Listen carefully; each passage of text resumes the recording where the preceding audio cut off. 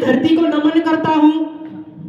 उसके पश्चात हमारे पुरखे मंच पर आसीन हैं, उन सभी पुरखों को मैं नमन करता हूं और यहाँ पर उपस्थित तमाम पदाधिकारीगण को मेरा सेवा जोहार। जिंदाबाद, जय आदिवासी।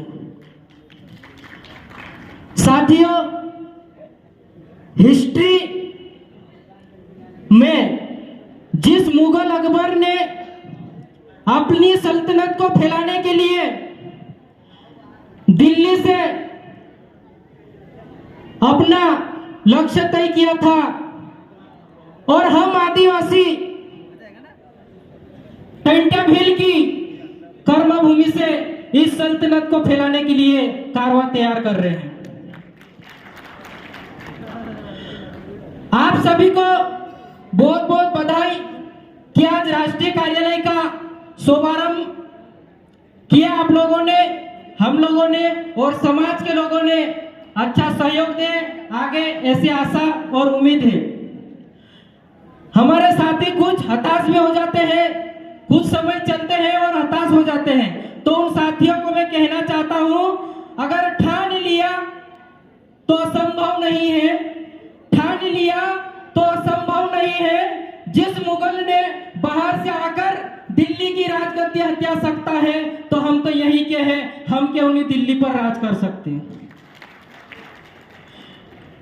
अंत में मैं एक दो पंक्ति कहना चाहूंगा। बिरसा की क्रांति और टंट्या की क्रांति, बिरसा की क्रांति और टंट्या की क्रांति उस समय अंग्रेजों को उनके क्षेत्र में एंटर होने से पहले उनके माथे से पसीना टपक जाता था और उस आदिवासियों के क्षेत्र में कदम रखने से उनके कदम पीछे हटने लग जाते हैं। हम उनके वंशज हैं, हम पीछे हटने वाले लोग नहीं हैं। साथियों, जैसे हमारे भाई ने, विलेज भाई ने कहा था कि राजनीति हमारे समाज को नहीं बचा सकती, लेकिन कुछ हद तक हमारे समाज को हम संरक्षण कर सकते हैं। ऐसी आशा और उम्मीद के साथ हमारे युवा आगे बढ़ रहे हैं।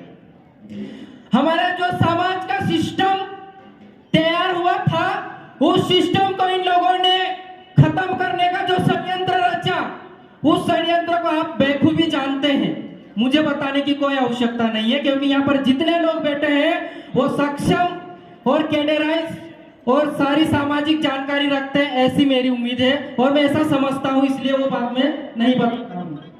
और बाकी तो विलेज दादा ने बता दिया है कि आने वाले समय में जो भुखमरी आने वाली है वो तय है, और आने वाले समय में हमारी जमीनी छीनना है वो भी तय है, और उसको कैसे बचाए और समाज को कैसे एक डायरेक्शन में, हमें सबसे पहले एक चीजें क्लियर कर लो भाई कि हमें जाना किस डायरेक्शन में है। एक लक्ष्य तय कर लो। हमारे कुछ युवा भटक जाते हैं, इधर चले जाते हैं, कुछ इधर चले जाते हैं, क्योंकि कहीं ना कहीं कारण है कि हम लोगों को पता नहीं कि हमें जाना कहाँ है। इसलिए हमारे लोगों का एक ही लक्ष्य होना चाहिए, समाज, समाजवाद, सांस्कृतिक और हमारी समाज की धरोहर को बचाने के लिए हमारा पहला उद्देश्य होना चाहिए।